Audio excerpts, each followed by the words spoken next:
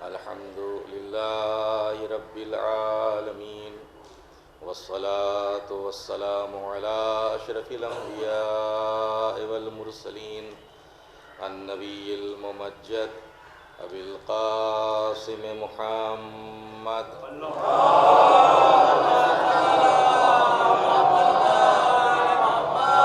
وعلى أهل بيته الطيبين الطاهرين المعصومين المظلومين ولعنة الله على أعدائهم أجمعين من يومنا هذا إلى قيام يوم الدين.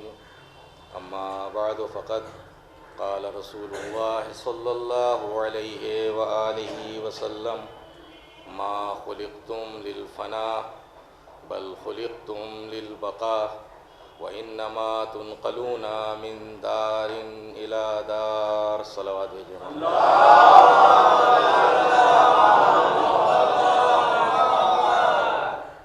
کسی بھی کلام کی اہمیت اور اس کی وقت کا سارا دار و مدار متکلم کی شخصیت پر ہوتا ہے.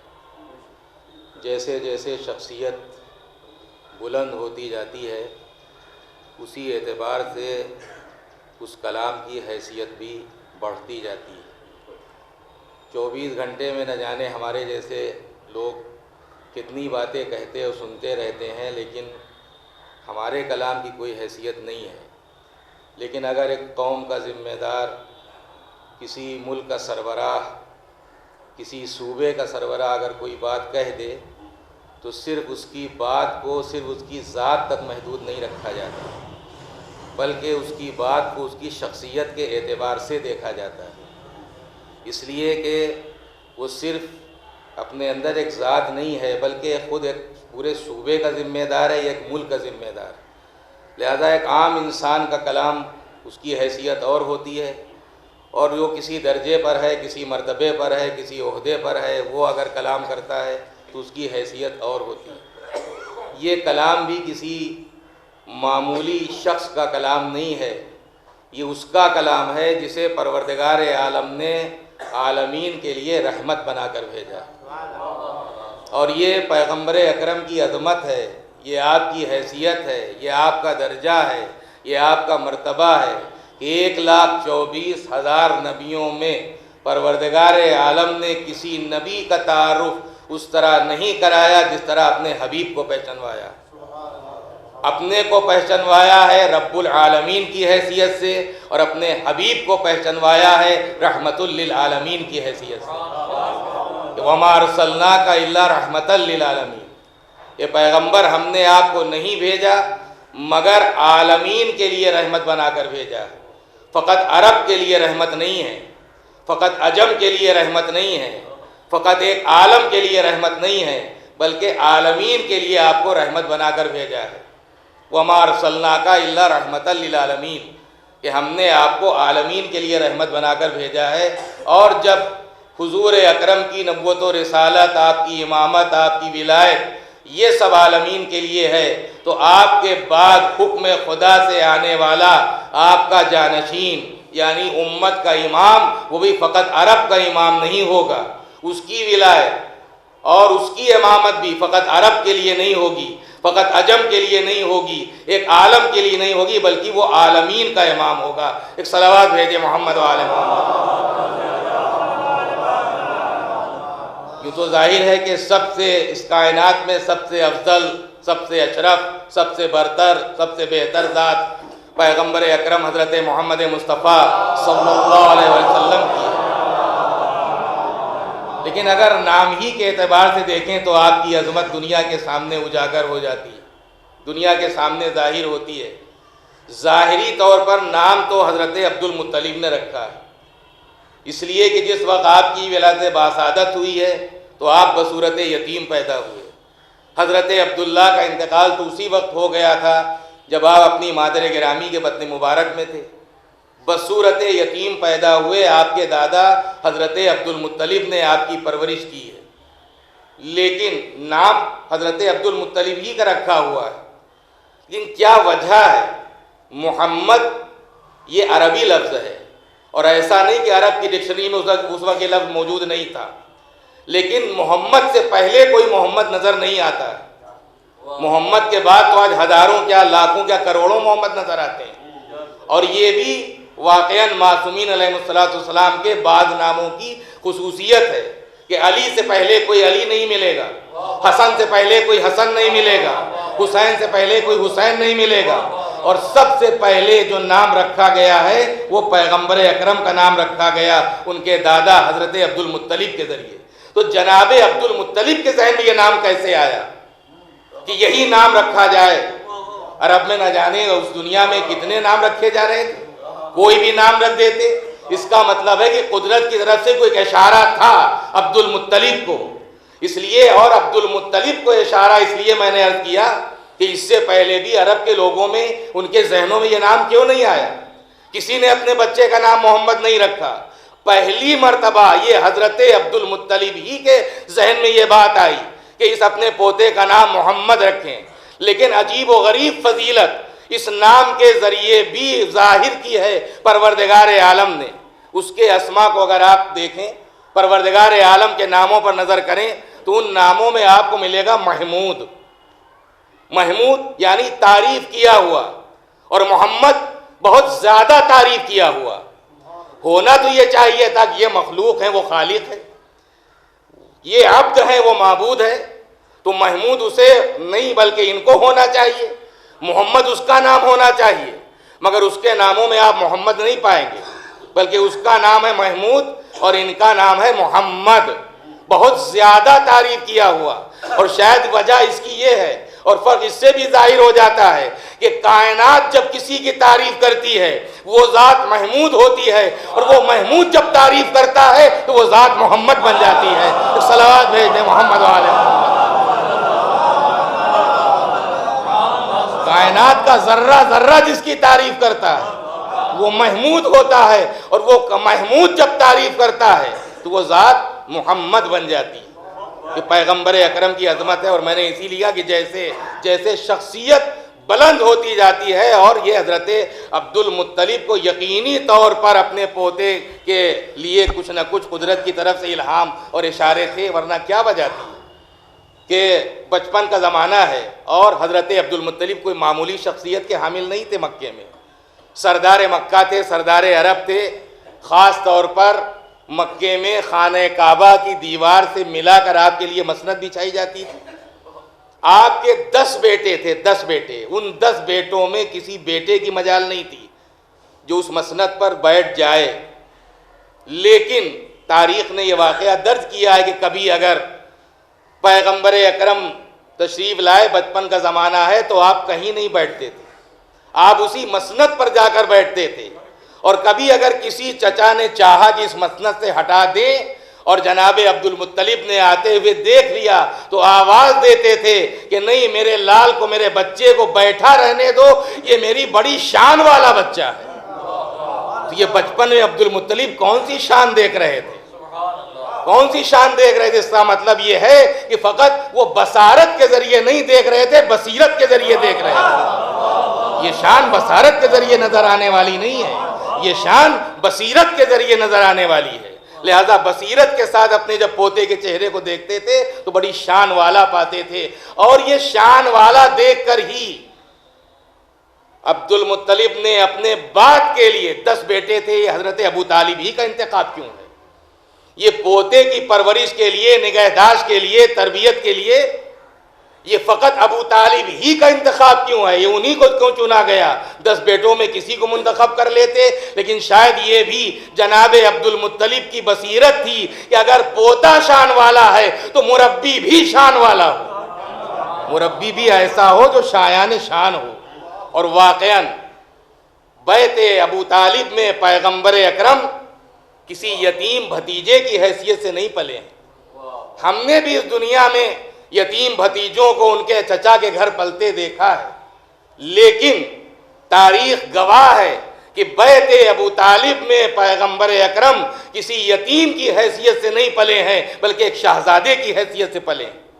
یہ ممکن ہے کہ کبھی اگر ان کے گھر سے ان کے بچے برآمد ہوئے ہوں تو تن پہ صحیح لباس نہ ہو، لیکن تاریخ نے کوئی ایک موقع ایسا نہیں پیش کیا کہ بیت ابو طالب سے پیغمبر اکرم برآمد ہوئے ہوں اور ان کے تن پہ صحیح لباس نہ ہو، بلکہ بالوں میں کنگھی کی ہوئی، آنکھوں میں سرما لگا ہوا، بہترین لباس پہنے ہوئے، یعنی ایک شہزادے کی حیثیت سے پلے۔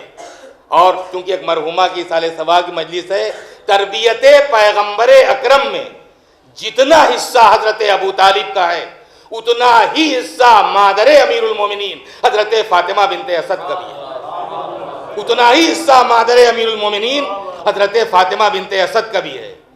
اس لیے کہ جب مدینے میں جناب فاطمہ بنت اسد کا انتقال ہوا ہے اور مولا روتے ہوئے مسجد میں گئے کہ یا رسول اللہ میری ماں اس دنیا سے رخصت ہو گئی، تو آپ نے یہی فرمایا تھا کہ یا علی وہ صرف تمہاری ہی ماں نہیں تھی بلکہ میری بھی ماں تھی۔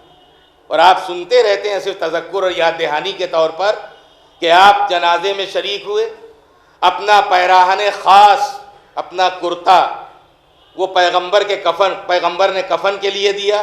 اور مشہور یہ بھی ہے کہ جب قبر کھد چکی ہے، لحد تیار ہوئی، تو پہلے خود لیٹے اور آواز دی زمین قبر ہوشیار میری ماں تجھ میں آرام کرنے کے لیے آ رہی، زمین قبر ہوشیار میری ماں تجھ میں آرام کرنے کے لیے آ رہی۔ دفن کیا ہے، دفن میں شریک ہوئے، اور پھر بعد میں قبر پر بیٹھ کر آپ نے مغفرت کی دعا بھی کی ہے، مغفرت کی دعا بھی کی۔ اور یہ عجیب و غریب اتفاق ہے اور قدرت کا یہ گویا انتظام بھی ہے کہ دنیا کے گندے بندے کسی کردار کو مسخ کرنے کی چاہے جتنی کوشش کرے، لیکن جسے اللہ رکھے اسے کون چکھے۔ حضرت ابو طالب کے ایمان کے بارے میں وہ بحث کرتے ہیں جو ایمان کے لبے سے بھی واقف نہیں، کہ وہ مومن نہیں تھے اور ایمان نہیں لائے تھے، اور وقت آخر پیغمبر نے کہا اور انہوں نے یہ جواب دیا۔ اور ظاہر ہے کہ اس موقع پر یہ بات تو سمجھ میں آتی ہے کہ کچھ باتیں واقعاً تاریخ کی عجیب و غریب ہیں کہ وہ پوری زندگی پیغمبر اکرم گزارتے رہے، گویا ہماری طرح سے وہ ابن الوقت تھے کہ چلو ابھی چچا مدد کر رہے ہیں اور ابھی تو ان کا سہارا ہے، اور ابھی کا ایسا نہ ہو کہ ہم ان کو کلمے کے لیے کہہ دیں، اسلام لانے کہہ دیں تو ہم سے یہ بفر جائیں، ہم سے ناراض ہو جائیں، الگ ہو جائیں، لہٰذا جب وقت آخر آئے گا تو ہم بھی اپنا ایک فریضہ جھوٹ موٹ کا ادا کر لیں گے، کہنے کو ہو جائے گا کہ بھائی ہم نے تو کہہ دیا تھا، اب وہ نہیں لائے ایمان تو ہم کیا کریں۔ لیکن کیا واقعاً پیغمبر کی یہ شخصیت کے برابر بات ہے کہ پیغمبر گویا اس وقت کا انتظار کرتے رہیں کہ ابھی تو ہم ہماری حفاظت کر رہے ہیں، ابھی ہماری تربیت کر رہے ہیں۔ اور میں تو یہ سمجھتا ہوں کہ آخر حضرت ابو طالب کہیں فٹ پاتھ پر تو تھے نہیں، وقت آخر ان کا بھی کوئی حجرہ ہوگا، کوئی کمرہ ہوگا، کوئی مکان ہوگا، تو آخر یہ بڑے کانوں والے کون سے راوی صاحب وہاں موجود تھے جنہوں نے پیغمبر کو دیکھ لیا کہ وہ کان میں جھک کے کیا کہہ رہے ہیں۔ ظاہر ہے کہ کان میں جھک کر اگر آپ مجھ سے میں آپ سے کہوں تو میں کب سن سکتا ہوں، دوسرا کب سن سکتا ہے جب وہ بھی قریب کھڑا ہو، کان سے کان لگائے، بیٹھا ہو یا کھڑا ہو اور دیکھے کہ ہاں بھائی یہ کیا کہہ رہے ہیں۔ تو یہ تو پیغمبر کے مزاج کے خلاف ہے، پیغمبر کے کردار کے خلاف ہے، پیغمبر کی شان کے خلاف ہے۔ اور یہ عجیب و غریب بات ہے کہ کبھی کان اتنے تیز ہو جاتے ہیں کہ نہ سننے والی بات بھی سنائی دیتی ہے، اور کبھی آنکھیں اتنی تیز ہو جاتی ہیں کہ نہ دیکھنے والی بات دکھائی دیتی ہے۔ پیغمبر کی معراج کے سلسلے میں جن لوگوں نے معراج پیغمبر کا انکار کیا وہ ایک روایت ڈھونڈ کے لے آئے کہ ارے وہ تو خواب دیکھا تھا، تو خواب دیکھا تھا تو کیا پیغمبر نے کبھی بیان کیا کہ میں نے خواب دیکھا تھا؟ وہ معراج مجھے نہیں ہوئی تو میں کہیں نہیں گیا تھا، میں نے تو خواب دیکھا تھا۔ تو اگر معراج خواب ہے تو کیا معلوم نماز کا حکم بھی نہ آیا ہو، خواب ہی دیکھا ہو، روزے کا حکم نہ آیا ہو، خواب ہی دیکھ لیا ہو، تو یہ سارا اسلام ہی خواب و خیال ہو کر رہ جائے گا۔ لیکن خواب اگر کوئی دیکھ رہا ہے، پیغمبر نے تو نہیں بیان کیا کہ وہ معراج والی روایت جو میں نے بیان کی تھی وہ معراج میں نہیں گیا تھا، میں نے صرف خواب دیکھا تھا۔ جو پیغمبر نے بیان نہیں کیا تو ان راوی صاحب کو کیسے معلوم ہوا کہ پیغمبر نے خواب دیکھا تھا؟ آپ میرا سونا دیکھ سکتے ہیں، مجھے لیٹا ہوا دیکھ سکتے ہیں، میری بند آنکھوں کو دیکھ سکتے ہیں، یہ کہہ سکتے ہیں یہ سو رہے ہیں، لیکن آپ کو یہ کیا معلوم کہ میں سوتے میں کیا دیکھ رہا ہوں؟ یہ تو اس وقت معلوم ہوگا جب میں جاگوں اور آپ سے بیان کروں کہ ہاں میں سو رہا تھا، میں نے خواب میں یہ دیکھا۔ تو جب پیغمبر نے کبھی خواب میں بیان نہیں کیا تو آخر راوی کو معلوم کیسے پیغمبر نے خواب دیکھا؟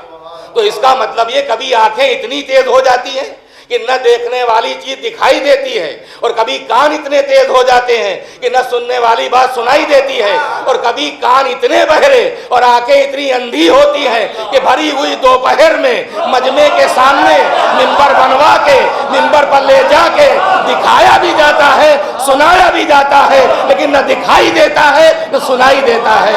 صلوات بھیجیں محمد علیہ محمد۔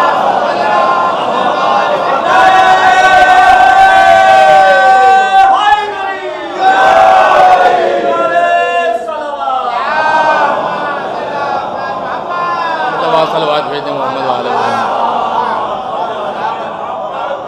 یہ پیغمبر اکرم کی عظمت ہے۔ میں کہتا کہ جناب فاطمہ بنت اسد کے لیے متفق علیہ طور پر سب قائل ہیں کہ جناب فاطمہ بنت اسد مومنہ تھی، لیکن ایک شرعی مسئلہ ہے، ایک فقہی مسئلہ ہے، ماشاءاللہ علماء کرام بھی تشریف فرما ہیں اور آپ حضرات بھی واقف ہیں، ماشاءاللہ پڑھے لکھے افراد ہیں، دین سے واقف افراد ہیں۔ ایک شرعی مسئلہ ہے کہ جہاں کفر اور اسلام میں کوئی رشتہ نہیں ہو سکتا، اگر میاں بیوی دونوں مسلمان ہیں اور ان میں سے کوئی ایک کافر ہو جائے تو اب طلاق کی ضرورت نہیں ہے، یہ کفر ہی عقد کو فسخ کر دیتا ہے، ختم کر دیتا ہے۔ اس لیے کہ ایمان کا ایمان سے رشتہ ہو سکتا ہے، ایمان کا اسلام سے رشتہ ہو سکتا ہے، لیکن اسلام و ایمان کا کفر سے رشتہ نہیں ہو سکتا۔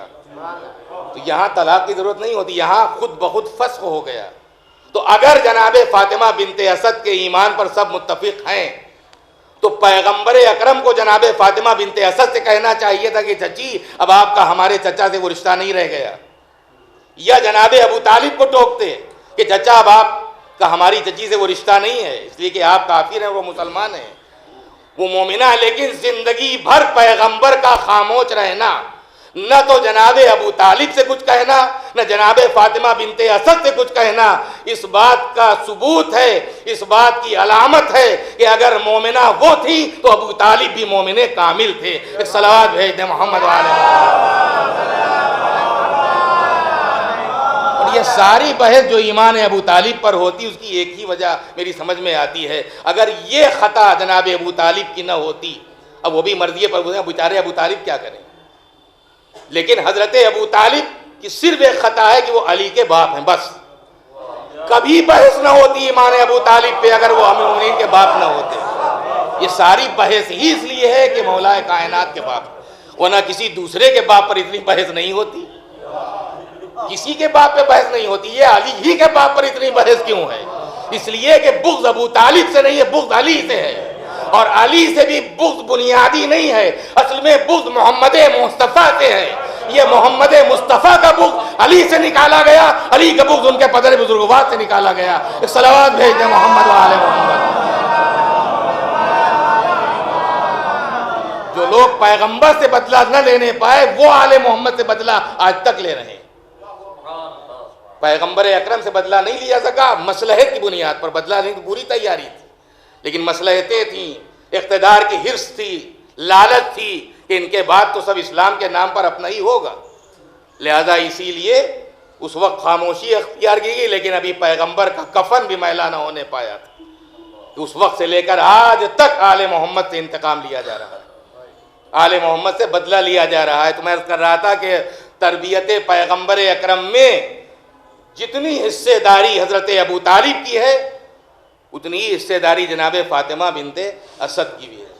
یہ پیغمبر اکرم کا مرتبہ ہے اور پیغمبر اکرم کا درجہ ہے، پیغمبر اکرم ہی کا ارشاد گرامی ہے کہ ما خلقتم للفنا، کہ تم فنا ہو جانے کے لیے، ختم ہو جانے کے لیے نہیں پیدا کیے گئے، بل خلقتم للبقاء، تم باقی رہنے کے لیے پیدا کیے گئے۔ لیکن پھر یہ موت کیا ہے؟ انما تنقلون من دار الی دار، فقط بات اتنی سی ہے کہ تم ایک گھر سے دوسرے گھر میں منتقل ہو جاتے ہو، ایک گھر سے دوسرے گھر میں چلے جاتے ہو۔ اسی لیے جب ہمارے درمیان سے کوئی بھی رخصت ہو جاتا ہے، چلا جاتا ہے، تو ہم کہتے ہیں انتقال ہو گیا۔ انتقال ہوگا کیا مطلب؟ یعنی وہ منتقل ہو گیا، ایک جگہ سے دوسری جگہ چلا گیا۔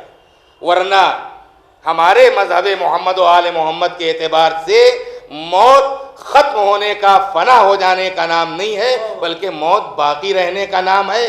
موت کے ذریعے انسان ختم نہیں ہوتا، زندگی نہیں ختم ہوتی، طریقہ زندگی بدل جاتا ہے۔ زندگی ختم نہیں ہوتی، طریقہ زندگی بدل جاتا ہے۔ موت جسم کو آتی ہے لیکن روح کو موت نہیں آتی۔ روح چاہے کافر کی ہو، روح چاہے مشرک کی ہو، روح چاہے مومن کی ہو، روح چاہے مسلم کی ہو، کسی بھی عقیدہ پر ہو، کسی بھی مسلک کا ہو، کسی بھی مذہب کا ہو، روح کو موت نہیں آتی، جسم کو موت آتی ہے۔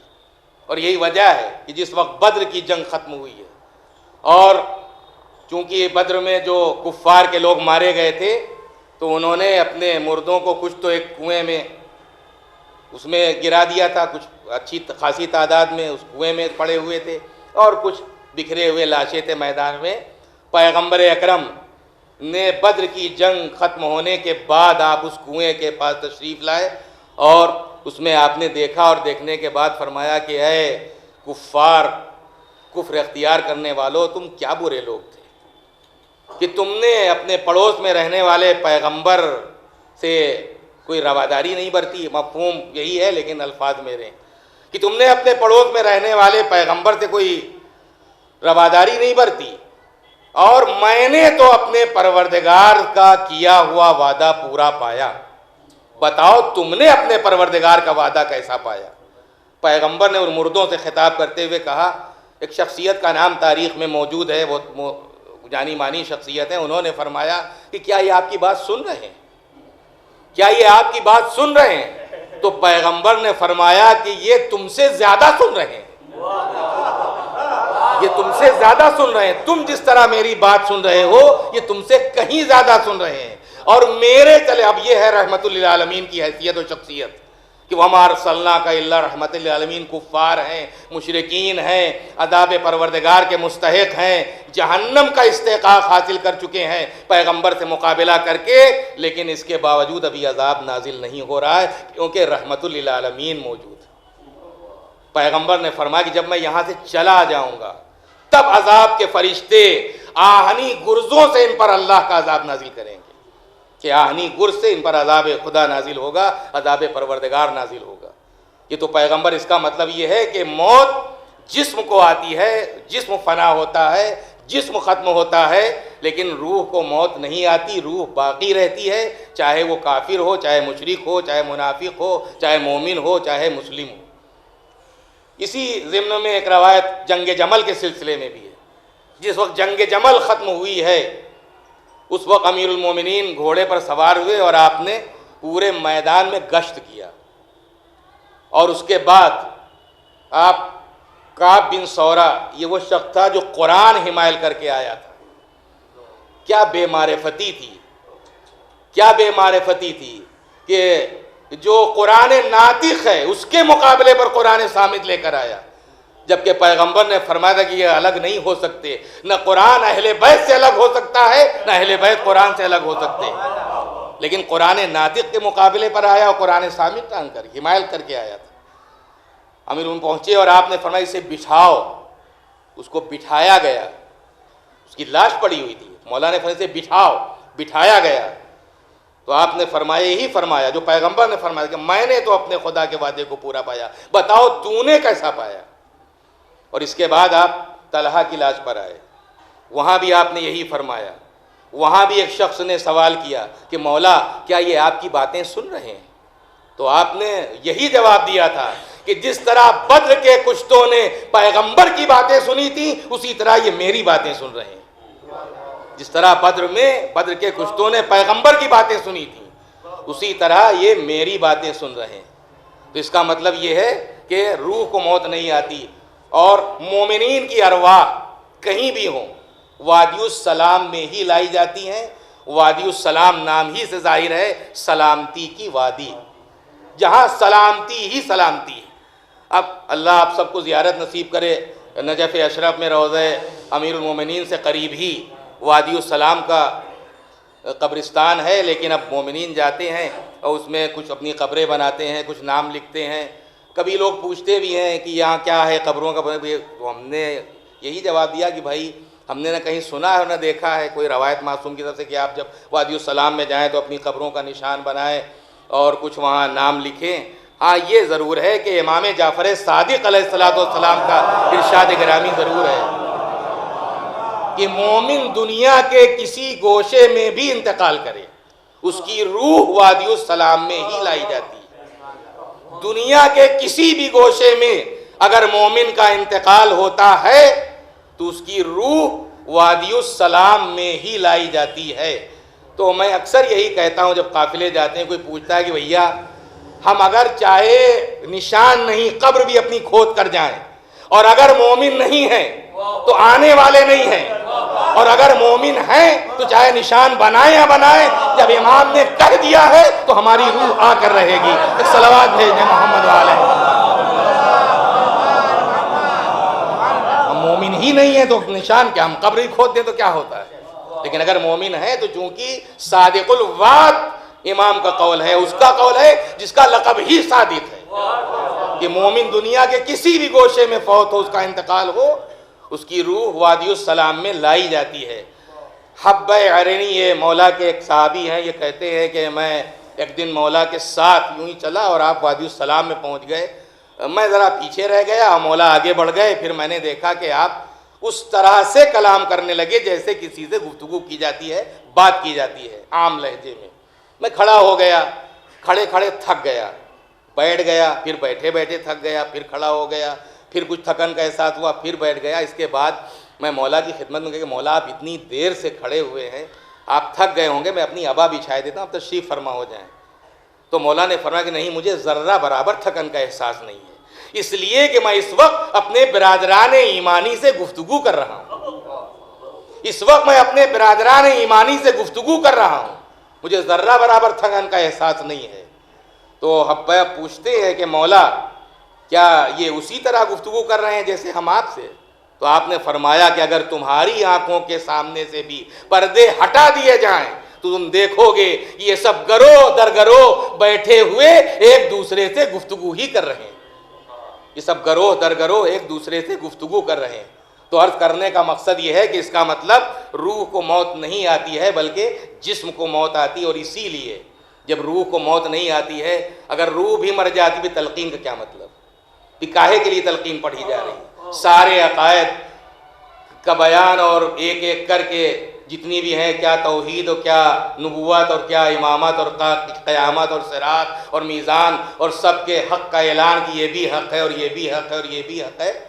سوال قبر، اب معذرت کے ساتھ عرض یہ ہے کہ اب چونکہ بہت تیزی سے سب بدلتا ہی جا رہا ہے تو ہم بھی اسی کے ساتھ بدلے جا رہے ہیں، دنیا بھی بدل رہی ہے اور مذہبی دنیا بھی بہت تیزی سے بدل رہی ہے، بہت تیزی سے مذہبی دنیا بدل رہی ہے، چاہے ذاکری ہو، معذرت کے ساتھ عرض ہے آپ حضرات مستثنیٰ ہیں، ذاکری چاہے ہمارے جیسے ذاکر ہوں یا سب تو نہیں، دیکھیے استثناء ہر جگہ ہوتا ہے، الا ماشاء اللہ ہر صف میں، ہر صنف میں، ہر طبقے میں آپ کو ملے گا، تو الا ماشاء اللہ کے تحت یہ شعراء حضرات ہیں، میں ان کی بات نہیں کرتا، لیکن میرے جیسے یہ ذاکرین بھی ماشاءاللہ مراد نہیں، اپنے جیسے کہ کبھی کبھی ذاکرین کے پیش کیے ہوئے نکتے اور شعراء کا کلام ایسا لگتا ہے کہ جیسے اصل دین الگ ہے اور اس کے بالکل سمانانتر ان کا دین چل رہا ہے، بالکل برابر کا۔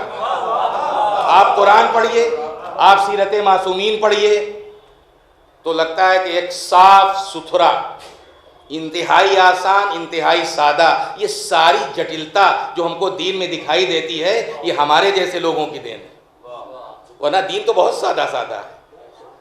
جہاں حکم کنڈیشن کے ساتھ بدل جاتا ہو اس سے زیادہ آسانی کیا ہوگی؟ کوئی حکم ایسا نہیں ہے کہ جو بلا شرط ہو کہ بس کرنا ہی کرنا، گردن دبا کے کوئی حکم نہیں دیا کہ نہیں تمہیں کرنا ہی کرنا ہے، ہر جگہ آپ کو شرط ملے گی، نماز شرائط کے ساتھ، روزہ شرائط کے ساتھ، زکوٰۃ شرائط کے ساتھ، خون شرائط کے ساتھ، جہاد شرائط کے ساتھ، اس سے زیادہ آسانی کیا ہو سکتی ہے؟ اب اس کے بعد بھی اگر ہم کچھ نہیں کر پا رہے ہیں تو مذہب کا حساب نہیں کرنا چاہیے، اپنا حساب کر لینا چاہیے۔ صلوات بھیج دیں محمد والے محمد، مرتبہ صلوات بھیج دیں محمد والے محمد۔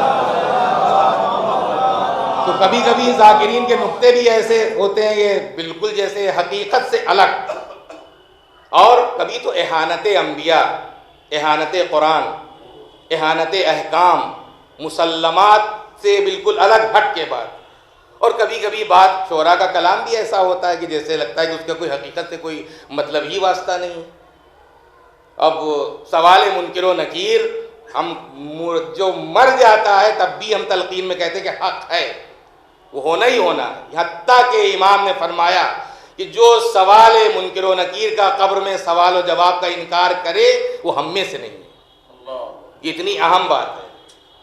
اب ظاہر ہے کہ وہ ہمارے نقطے ہوں یا کسی شاعر کا کلام ہو کہ کوئی صاحب ملک الموت کو پھٹکارے پھینکے دے رہے ہیں، کوئی صاحب منکر نکیر کو بھگائے دے رہے ہیں، اور بس ایک عجیب و غریب دنیا بسا دیتے ہیں کہ جیسے بس کچھ ہے ہی نہیں ہے، اور بس ہم سے زیادہ نہ کوئی ولایت کا اقرار کرنے والا، نہ ہم سے زیادہ کوئی مولائی، نہ ہم سے زیادہ کوئی کربلائی، نہ ہم سے زیادہ کوئی عزادار، بس مریں گے اور سیدھے جنت میں، نہ کوئی سوال جواب، نہ حساب و کتاب، کیسی صراط اور کیسا میزان، اور کچھ بھی نہیں، بس سیدھے ڈائریکٹ۔ یعنی معاذ اللہ معصومین بھی شاید بعد میں جائیں گے، ہم پہلے چلے جائیں گے، اس لیے کہ ہم ان کے صدقے میں جا رہے ہیں، تو وہ تو بھیج رہے ہیں تو ہم پہلے جا رہے ہیں، وہ تو کھڑے ہوئے ہیں ہم کو بھیجنے کے لیے۔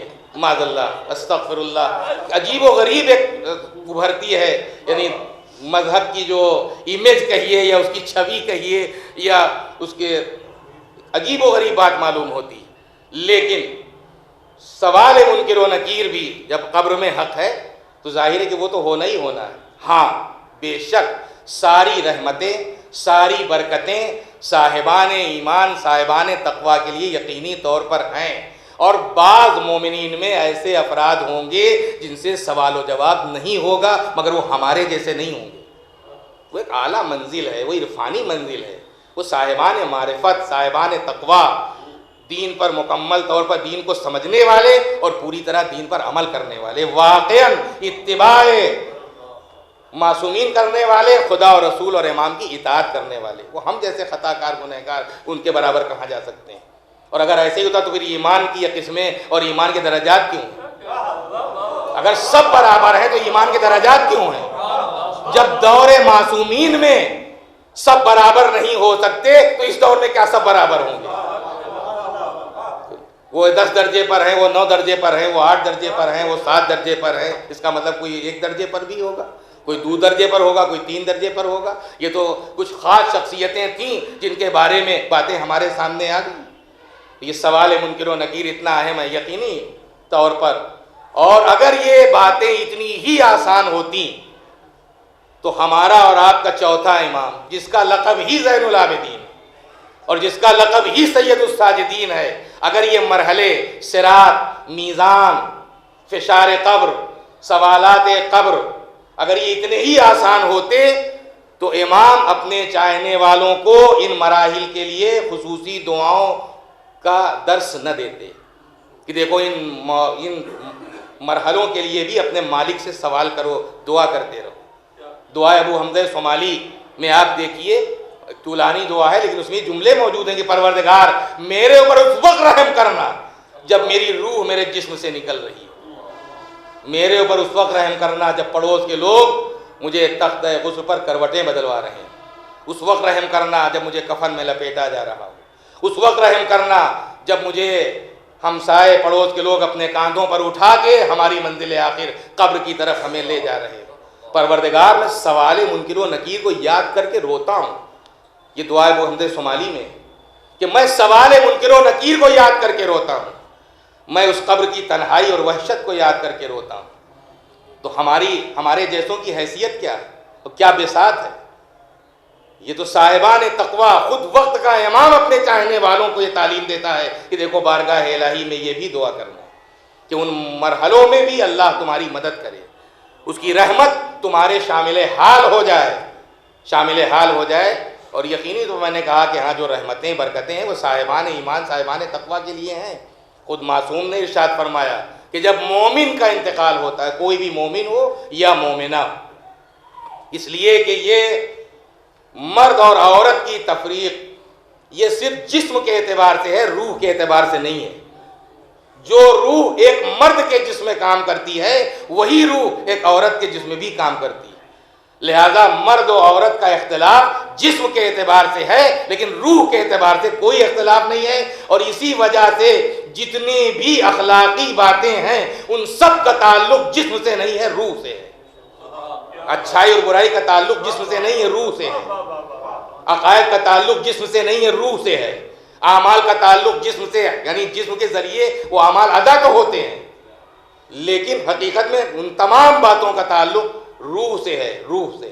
لہذا ایک اچھائی کی جزا جتنی مرد کو ملتی ہے اتنی ہی ایک عورت کو ملتی ہے، اور ایک برائی کی جتنی سزا ایک عورت کو ملتی ہے اتنی مرد کو ملتی ہے، اس میں کوئی فرق نہیں ہے۔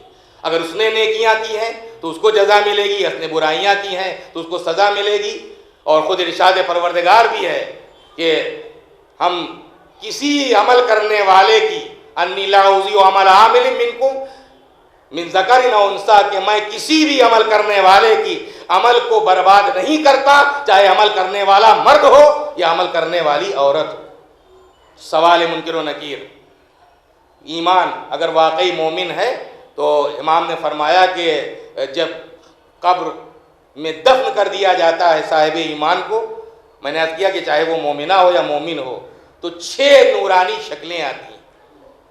خدا کرے کہ ان مرحلوں میں ہم بھی ان شکلوں کی زیارت کریں، بہترین شکلیں۔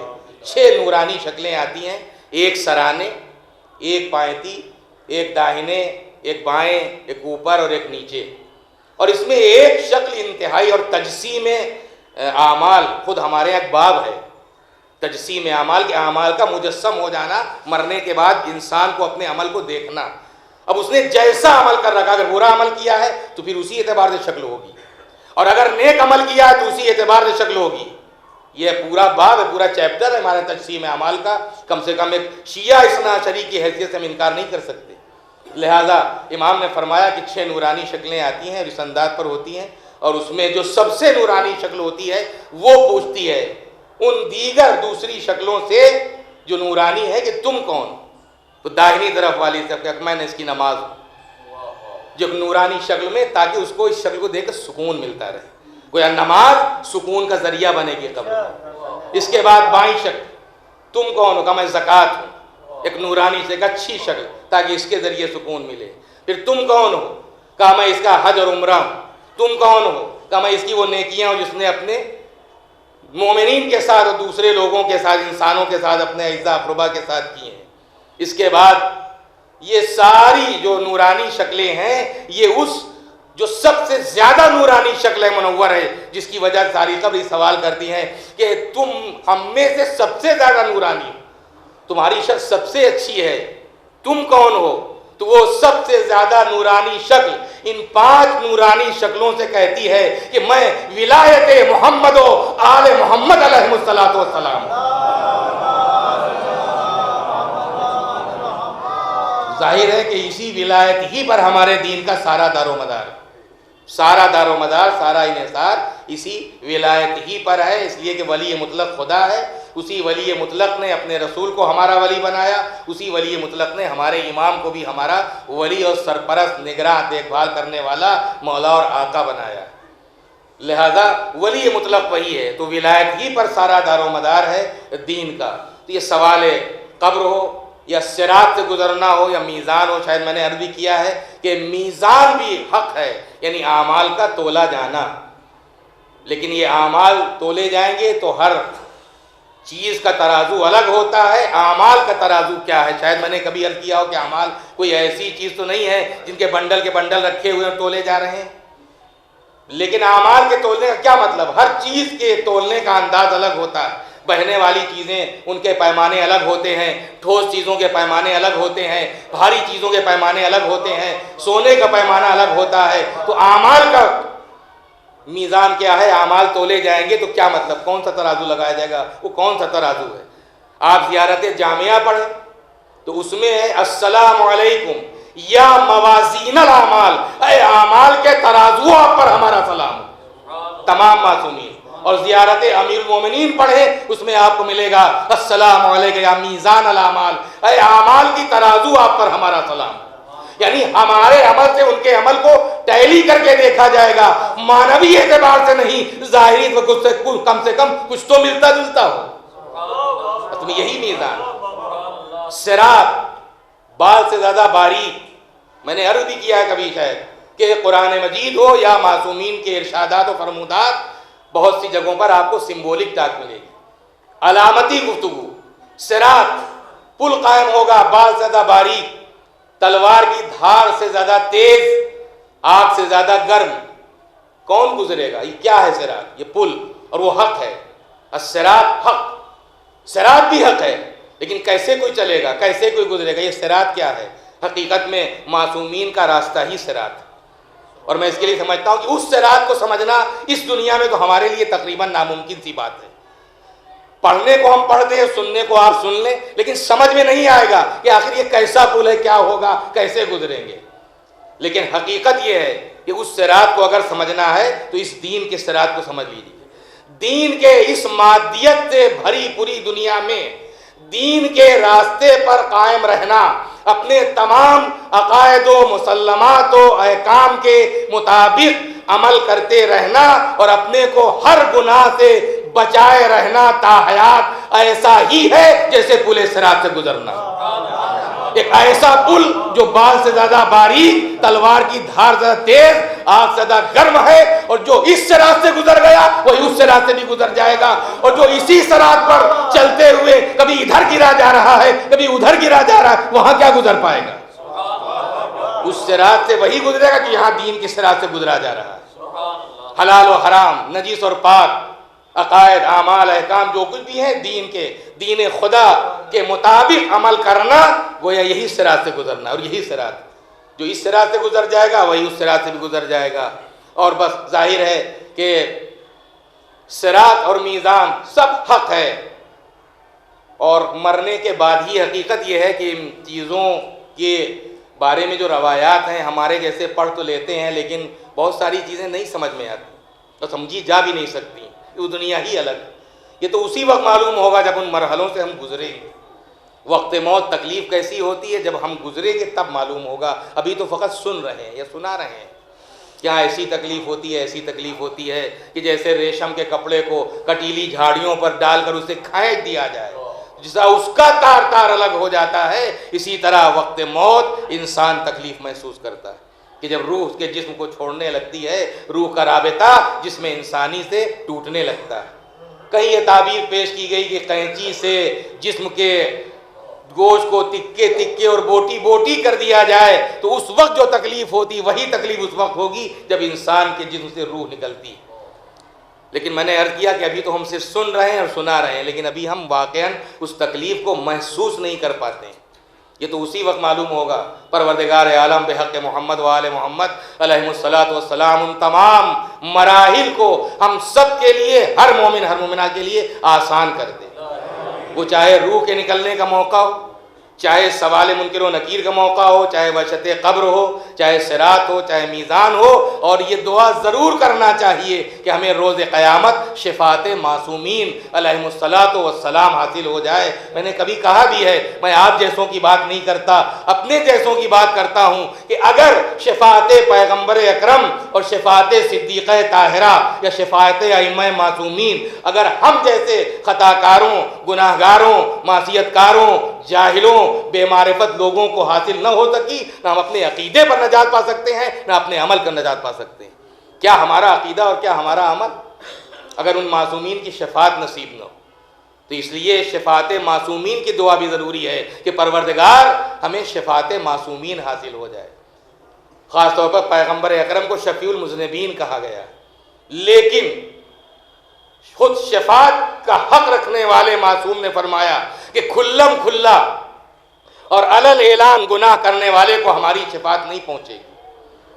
کھلم کھلا اور علل اعلان گناہ کرنے والے کو ہماری شفاعت نہیں پہنچے گی. اور پھر یہی امام فرماتے ہیں کہ ڈھک چھپ کر بھی گناہ کرنے سے بچو، اس لیے کہ تم سمجھ رہے ہو تمہیں کوئی نہیں دیکھ رہا ہے، مگر وہ دیکھ رہا ہے جس کی بارگاہ میں تمہیں ایک دن پورا حساب پیش کرنا ہے. اور جنہیں واقعاً مرنے کے بعد جو مراحل آنے والے ہیں، جو منزلیں آنے والی ہیں، جو ان منزلوں کی سمجھتے ہیں اور ان کی دشواریوں کو سمجھتے ہیں، پھر ان کا عمل واقعاً ایسا ہوتا ہے. یوں تو تاریخ میں ہمیں دور پیغمبر اکرم میں بھی ایسے اصحاب مل جائیں گے، جناب سلمان فارسی، حضرت ابو ذر غفاری، جناب مقداد، لیکن دور امیر المومنین میں بھی ایسے افراد مل جائیں گے، امام حسن کے زمانے میں بھی، لیکن آپ انگلیوں پر شمار کر لیجیے۔ یہ واحد ذات صرف اور صرف سرکار شہادت حضرت امام حسین علیہ السلام کی ہے کہ چن چن کے ایسے گوہر نایاب، گوہر آبدار کربلا میں اکٹھا کر دیے ہیں، خدا کی قسم قیامت تک جن کا جواب دنیا پیش نہیں کر سکتی۔ نہ تاریخ انبیاء میں کوئی جواب ہے، نہ تاریخ اولیاء میں کوئی جواب ہے، نہ تاریخ ائمہ میں کوئی جواب ہے۔ یہ ایسے ہی تھے کہ ان حقیقتوں کو سمجھ رہے تھے، اور اسی لیے اتنی استقامت، یہ جوامردی، پامردی اسی لیے تھی کہ وہ حقائق سے آشنا تھے، وہ حقیقتوں کے جاننے والے تھے، وہ صرف مادیت کی الغار میں ان کی آنکھیں چکا چوندھ ہونے والی نہیں تھیں، وہ بصارت کے ساتھ بصیرت رکھنے والے تھے۔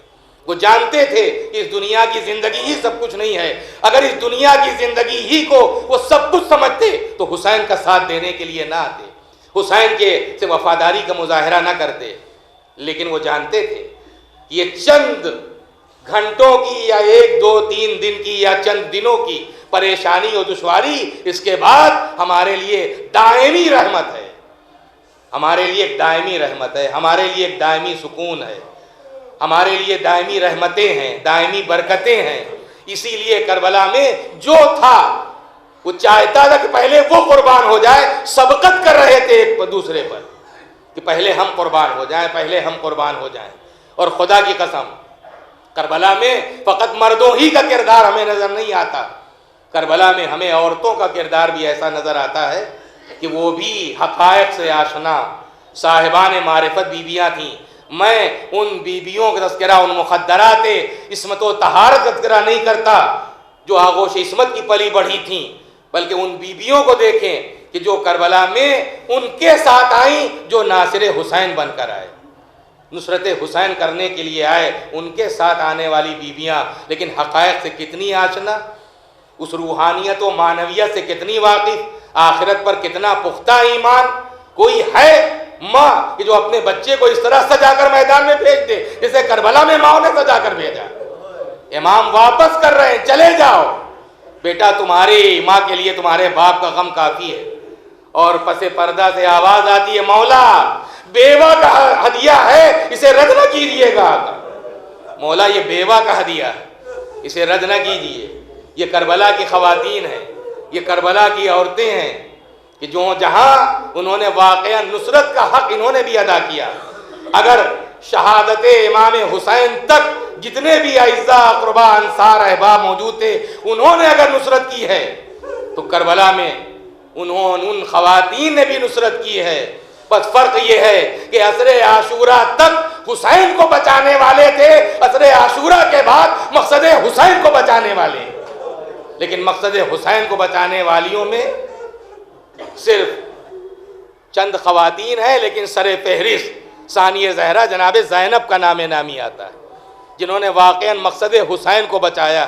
مقصد حسین 9 محرم عصر کے وقت جناب زینب کی بے ہوشی کا تذکرہ تاریخ میں ملتا ہے، لیکن جب ذمہ داری کا احساس ہو گیا، جب پورے قافلے کی قافلہ سالار بن گئی، جب بھائی کی دی ہوئی ذمہ داریوں کو محسوس کر لیا، تو اس یہی وجہ تھی کہ 9 محرم عصر کے وقت بھائی کے تصور شہادت پر بے ہوش ہو جانے والی بہن اب 24 گھنٹے کے بعد پھر نہیں بے ہوش ہوتی، جب اسی بھائی کا لاشا بے گور و کفن دیکھتی ہے، جب اسی بھائی کی لاش پر دوڑتے ہوئے گھوڑے دیکھتی ہے، جب اسی بھائی کا کٹا ہوا سر نوکے نیزہ پر دیکھتی ہے۔ احساس ذمہ داری ہے، اور یہ ذمہ داری کا اتنا احساس کہ 11ویں محرم کو گزرتے ہوئے کسی طرف نظر نہیں، بس اگر نظر ہے تو بھتیجے کے چہرے پر ہے۔ اور جب ایسی حالت دیکھی جیسے روح نکلی جا رہی ہے تو آواز دی، میرے لال کیا جان دے دو گے؟ بیٹا میں تمہاری کیا حالت دیکھ رہی ہوں؟ اور امام نے فرمایا، بوبی اماں آپ نے دیکھا ان ملعونوں نے اپنے نجس مردوں کو دفن کر دیا، میرے بابا کا لاشا زمین پر پڑا ہوا ہے۔ لیکن جس وقت تسلی دینے کے بعد نظریں مڑی ہیں اور بھائی کا ٹکڑے ٹکڑے لاشا نظر آیا تو مدینے کا رخ کر کے آواز دی، نانا آپ پر تو آسمان پڑی تھی، ھذا حسین، یہ آپ کا حسین ہے، مرمل بالدماء، جو خاک و خون میں بھرا ہوا زمین کربلا پر پڑا ہوا ہے، زمین کربلا پر پڑا ہوا ہے۔ یہ ثانی زہرا جناب زینب ہے، اور حقیقت یہ ہے بھائیوں نے اپنی بہن کے ایصال ثواب کے لیے مجلس برپا کی ہے، لیکن میں کروں گا کہ واقعاً اگر بھائی اور بہن کی محبت دیکھنا ہے، بھائی اور بہن کی محبت دیکھنا ہے تو امام حسین اور ثانی زہرا جناب زینب کی محبت دیکھیے، کیا محبت تھی۔ جس وقت جناب عبداللہ ابن جعفر طیار سے نسبت ہوئی ہے تو مولا کائنات جو کہ سگے بھتیجے تھے، مولا نے جناب عبداللہ کو بلایا، اور بلانے کے بعد فرماتے ہیں کہ عبداللہ دیکھو، باپ اور بیٹوں کی محبت ظاہر ہے کہ اس کا کوئی جواب نہیں ہے، لیکن یعقوب اور یوسف کی محبت یہ اپنی جگہ حیثیت رکھتی۔ اسی طریقے سے مولا نے 2-4 مثالیں دی، پھر فرمایا کہ بھائی اور بہن کی محبت بھی ایسی ہی محبت ہے، لیکن بھائی اور بہن کی محبت جیسی زینب کو حسین سے اور حسین کو زینب سے محبت ہے، ایسی محبت کسی بھائی کو نہ اپنی بہن سے ہے، نہ کسی بہن کو اپنے بھائی سے ہے۔ عبداللہ صرف اتنی فرمائش ہے کہ دیکھو، اگر کبھی حسین مدینہ چھوڑیں، سفر کریں، تو زینب کو روکنا نہیں، اس لیے کہ زینب بغیر حسین کے زندہ نہیں رہ پائے گی، لہذا تم شوہر کی حیثیت سے ہوگے، لہذا زینب کو اجازت دے دینا۔ اور یہی وجہ ہے کہ جب مدینے سے امام نکلے ہیں تو ثانی زہرا جناب زینب ہمراہ تھی۔ مکے میں اگر کسی نے کہہ دیا کہ مولا اگر آپ عراق کی طرف جا رہے ہیں تو ان سیدانیوں کیوں لیے جا رہے ہیں، ان خواتین کو کیوں لیے جا رہے ہیں، پس پردہ بیٹھی ہوئی ثانی زہرا کے کانوں میں جب یہ آواز دی، ارے تم بہن کو بھائی سے جدا کرنے کے لیے آئے ہو، میں اپنے بھائی کا ساتھ نہیں چھوڑ سکتی، میں اپنے ماجائے کا ساتھ نہیں چھوڑ سکتی۔ اور یہ ثانی زہرا جناب زینب ہیں جو کربلا سے کوفے سے شام تک آئیں، اور شام کے درباروں اور بازاروں میں خدا کی قسم اگر امام زین العابدین یا ان خواتین اور مخدرات عصمت و طہارت کے خطبے نہ ہوتے تو مقصد امام فوت ہو کر رہ جاتا، کربلا کا مقصد دنیا کے سامنے آنے ہی نہ پاتا۔ یہ صرف ثانی زہرا کے خطبے تھے، امام زین العابدین کا خطبہ تھا کہ جن خطبوں نے ظاہر کیا کہ کربلا میں کسے قتل کیا گیا۔ امام زین العابدین نے جو خطبہ دیا ہے اس میں اپنے کو پہچنوایا، اور ثانی زہرا جناب زینب نے جو خطبہ دیا ہے اس میں یزید کو پہچنوایا، اور اس کے بعد یہ چیلنج کہ یزید تجھے جو کرنا ہے کر ڈال، خدا کی قسم نہ تو ہماری وحی کو مٹا پائے گا اور نہ ہمارے نام کو مٹا پائے گا، اس لیے کہ نشے میں چور وہ جس وقت سر امام کو دیکھتا ہے تو آواز دیتا ہے کاش میرے وہ بدر والے زندہ ہوتے اور آج مجھے شاباشی دیتے اور کہتے کہ یزید تیرے ہاتھ کبھی شل نہ ہوں، اور وہ دیکھ لیتے کہ میں نے محمد کی آل سے کیا چن چن کر بدلہ لیا۔ اسی لیے ثانی زہرا نے فرمایا کہ تو ہماری وحی کو، اس نے کہا تھا کہ کوئی وحی نازل نہیں ہوئی تھی، یہ تو حکومت کے لیے ایک ڈھونگ رچایا گیا تھا، لیکن ثانی زہرا نے اسی کو چیلنج کیا کہ تو ہمارے پیغام کو مٹا نہیں سکتا، تو ہماری وحی کو مٹا نہیں سکتا۔ بس یہ ثانی زہرا جناب زینب کربلا سے کوفے سے شام تک، لیکن کلیجہ پھٹتا ہے جن شہزادیوں کی مادر گرامی کا جنازہ رات کے اندھیرے میں اٹھا تھا، وہی شہزادیاں روزے روشن میں در بدر پھرائی جا رہی تھی، آواز دینے والا آواز دے رہا تھا، اے تماشائیو آؤ، جنہیں تماشا دیکھنا ہو دیکھے، یہ محمد کی نواسیاں، علی و فاطمہ کی بیٹیاں قیدیان فرنگ کے مانند در بدر پھرائی جا رہی ہیں، اجرکم اللہ۔ اور اسی دربار میں وہ بیٹی بھی موجود ہے، وہ بیٹی بھی موجود ہے جس کے کانوں کی لویں زخمی ہیں، جس کے منہ پر تماچوں کے نشان ہیں۔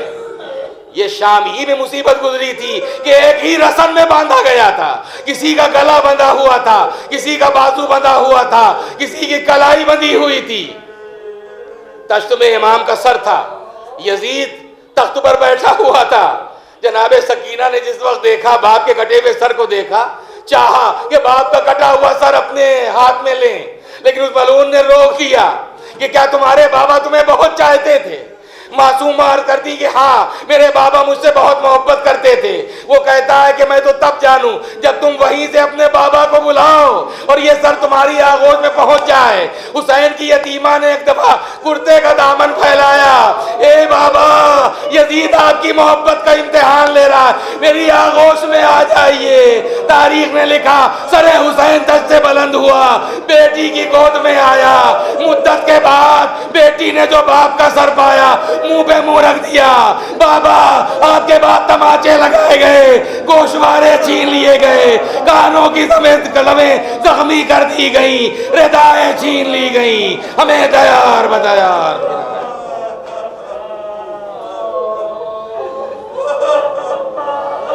سیعلم الذین ظلموا ای منقلب ینقلبون. انا للہ و انا الیہ راجعون لذنب قضائہ و تسلیما لامرہ.